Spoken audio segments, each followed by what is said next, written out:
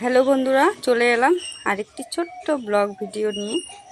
তো আজকে বসে আছি, তা ভাবছি কি করব, কি খাবো কিছু মেলাতেই পারছি না কি খাবো।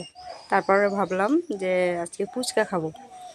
তো ফুচকার দোকানে হাঁটতে হাঁটতে চলে গেলাম। আমাদের রেল লাইনের ওই পাশেই মানে ফুচকার দোকান। তো ফুচকার দোকানে গেলাম, তো বললাম যে শুকনো ফুচকা বানিয়ে দাও। তো শুকনো ফুচকা ও সেই সুন্দর করে বানায় এই ফুচকাওয়ালা। আর আমাকে খুঁজতে খুঁজতে আমার ছোটো মেয়ে, আমার বড় মেয়ে সবাই চলে গেছে পিছে পিছে, যে মা কোথায় চলে গেল। তারপরে ফুচকা নিয়ে আমি বাড়ি আসলাম।